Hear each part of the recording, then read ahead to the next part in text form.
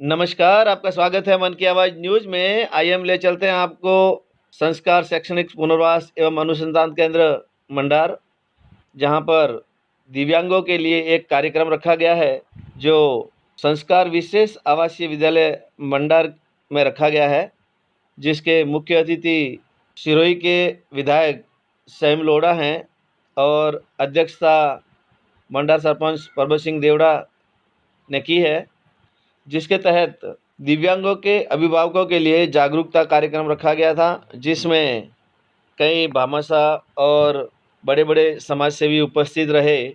सभी भामाशाहों और सेवाभावियों ने संबोधित करते हुए हर तरह से मदद करने का आश्वासन दिया और किस तरह से संबोधन किया, सभी ने अलग-अलग अपनी राय रखी और किस तरह से इस संस्था को आगे बढ़ाने के लिए मदद करने की सभी से अपील की।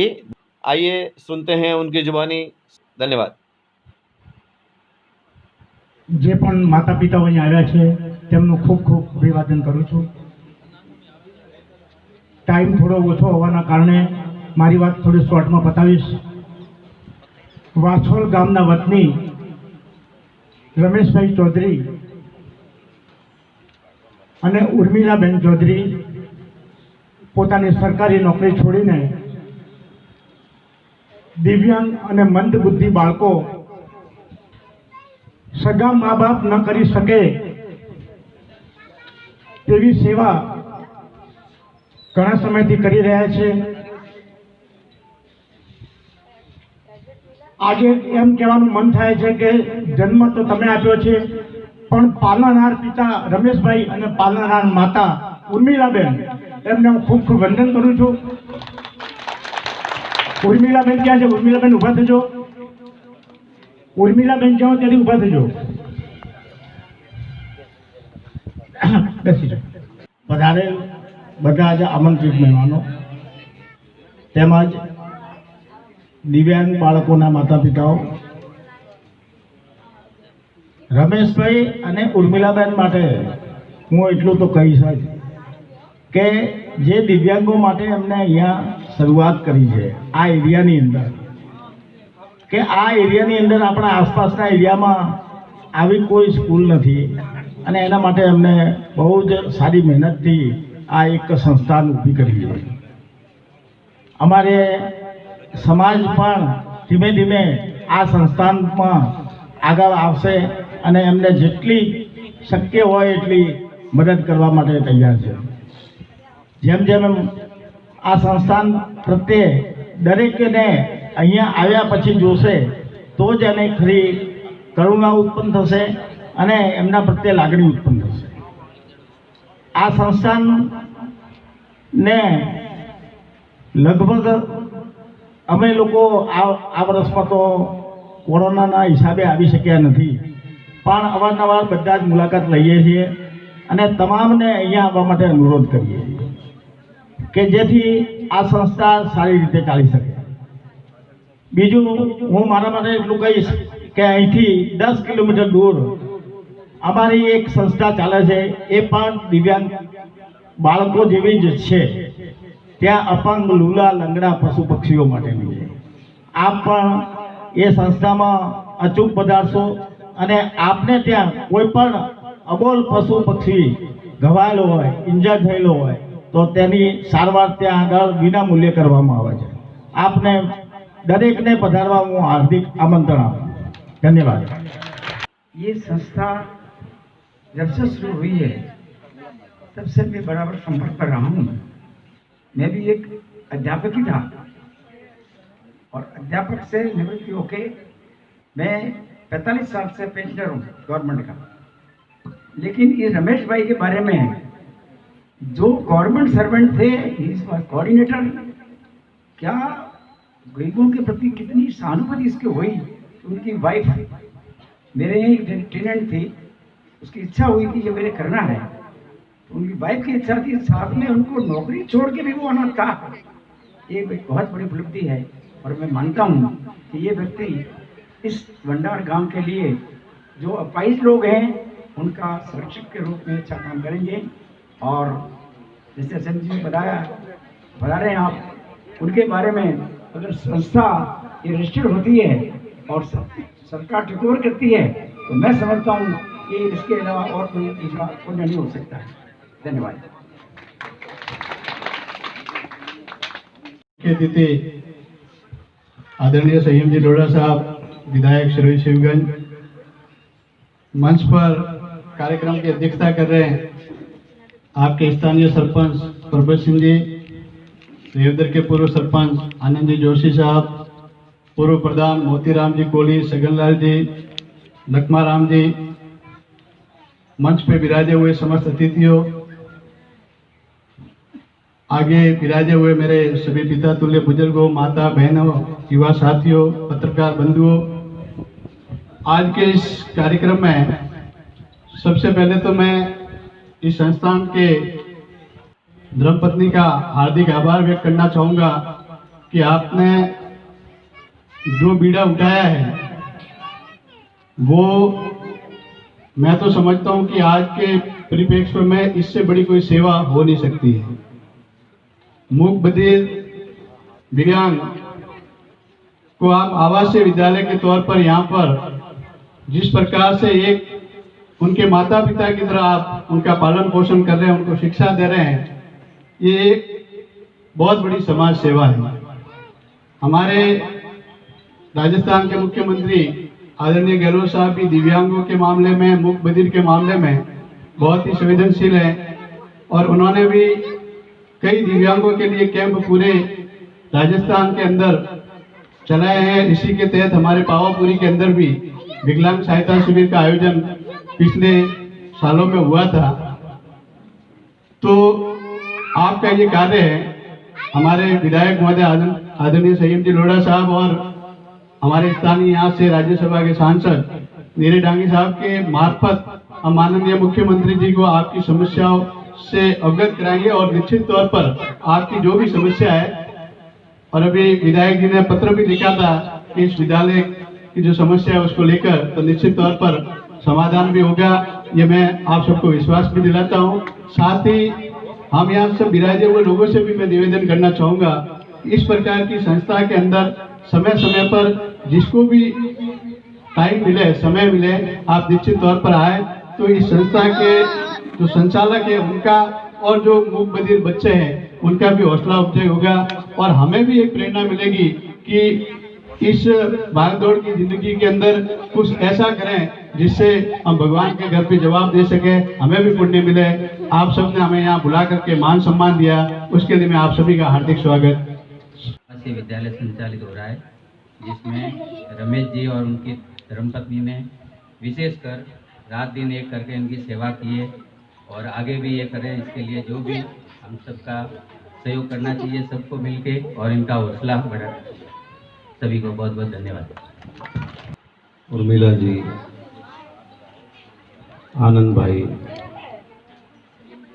भवानी सिंह जी, छगन जी, लिखमाराम जी, महिपाल जी, इब्राहिम भाई, बाबूलाल जी, मफतलाल जी, फजल भाई और मोतीलाल जी, फतेह चंद जी, दशरथ सिंह जी और सभी देवड़ा साहब, शब्बीर भाई, पुरोहित जी, सभी उपस्थित नागरिकगण और प्यारे बच्चों, रमेश भाई और उनकी धर्मपत्नी उर्मिला जी का अभिवादन करने के लिए आज के इस कार्यक्रम में मिलने का भी एक सौभाग्य उन्होंने मुझे दिया है। तो महादेव का मतलब क्या? महादेव के परिवार में कौन कौन है? पार्वती जी हैं, और कौन है? गणेश जी हैं, और कौन है? कार्तिकेय जी। तो गणेश जी की सवारी क्या है? चुहा। और महादेव जी के गले में क्या है? और वो नाग किसको खा जाता है? और कार्तिकेय जी की सवारी क्या है? और मोर किसको खा जाता है? शिव जी की सवारी क्या है? नंदी। और पार्वती जी की सवारी क्या है? शेर किसको खा जाता है? ये महादेव। मतलब एक संदेश है हमको, पूरी मानव जाति को एक संदेश है उनका, कि जो एक दूसरे का भोजन है वो भगवान के परिवार में एक जगह एक साथ इकट्ठा है। हम सबको सीखने की बात। फूल चढ़ा रहे हैं, पेड़े चढ़ा रहे हैं, पानी चढ़ा रहे हैं, भगवान इससे खुश नहीं, ये वो अपेक्षा नहीं रखते। ये तो टोट के हमारे में से ही किसी ने बनाया हो।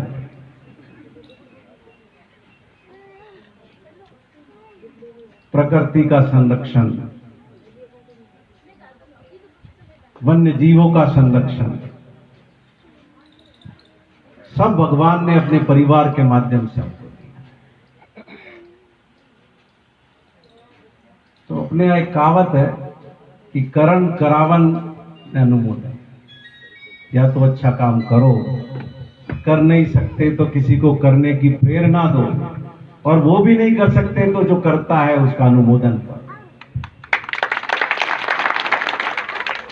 आप सब बहुत श्रेष्ठ आत्मा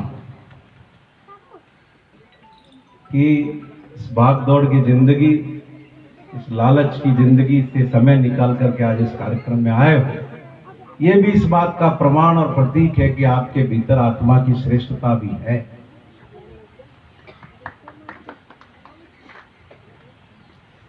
कोशिकाएं कमजोर पड़ जाती है किसी की, रक्त का स्राव, रक्त का प्रवाह नियमित नहीं होता है, शरीर का कोई अंग शिथिल पड़ जाता है।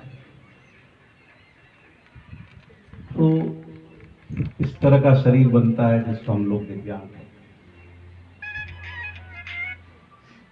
कोई एक आधा स्नायु तंत्र, एक आधी नर्व काम, परिवार को भी पूरा ध्यान देना पड़ता है, संभालना पड़ता है, एक एक चीज करनी पड़ती है। लेकिन मैं उन माता पिताओं को भी धन्यवाद दूंगा जो इन बच्चों को इतना प्यार से पाल करके बड़ा करते। बहुत से लोगों को व्यक्तिगत देखने का भी मौका मिला। आपने अगर एक नाम सुना हो अरुण शौरी का, जो भारत सरकार में एक मंत्री हुआ करते, उनका बच्चा भी इस तरह का बहुत समय देते हैं, बहुत ध्यान रखते हैं। एक हमारे दोस्त है, IAS अफसर रहे, अनिल चपलोत, उनका बच्चा भी मेंटली रिटायर्ड है। पर मैंने देखा है कि वो सारे अभिभावक, सारे पेरेंट्स बहुत ख्याल रखते हैं बच्चों। तो हमारा सौभाग्य है कि आज इस विद्यालय में, इस परिवार में आने का मौका मिला। मुझे भी बताया कि 50 बच्चे यहाँ पर इस आवासीय विद्यालय में रह रहे हैं, और जो वक्ताओं ने विचार व्यक्त किए हैं उससे भी संस्था की कार्यप्रणाली के बारे में पता चलता है। हम सब लोग क्या है, इस धरती पर आए, हम क्या लेके आए? ये कपड़े पहने हुए भी हमारे लेके हम नहीं आए।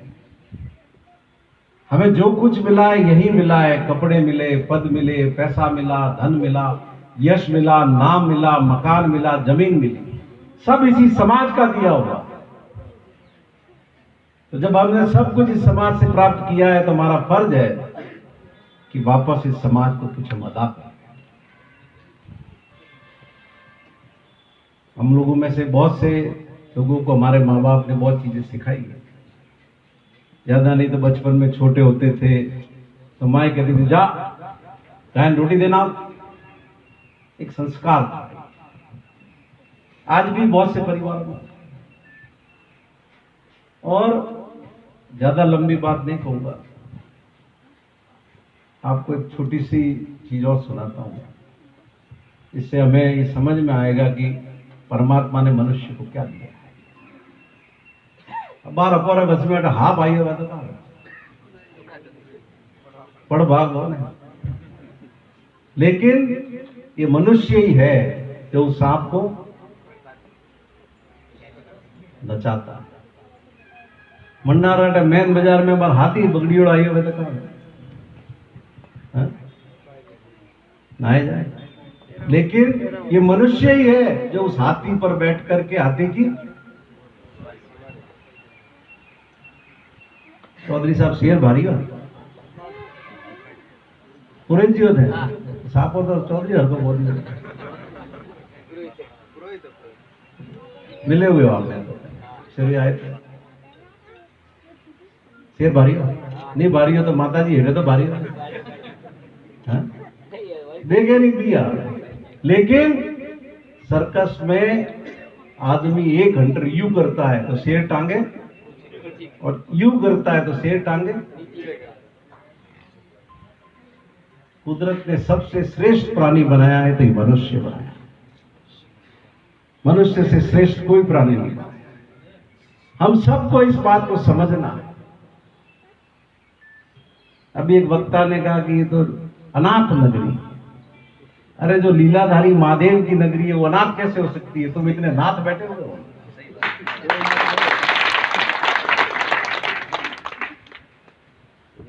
अपने गांव से प्यार करो, उसको अपना समझो, उससे जुड़ो, कई चीजें ठीक होती चली जाएगी।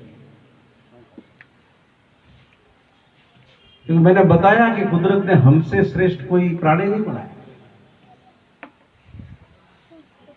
तो मेरे योग्य किसी भी तरह का कोई भी काम होगा इस संस्था से संबंधित, तन मन और धन मैं तीनों से तैयार, और हमारी सरकार भी तैयार।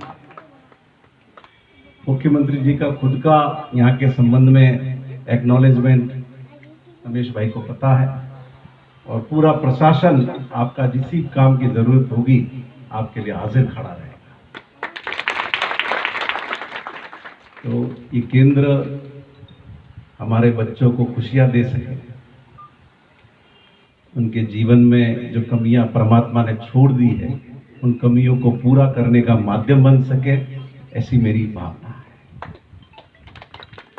तो एक बार पुनः मैं रमेश भाई का शुक्रिया अदा करता हूँ, उनकी धर्मपत्नी उर्मिला जी का शुक्रिया अदा करता हूँ कि उन्होंने ये खूबसूरत परिवार बनाया है।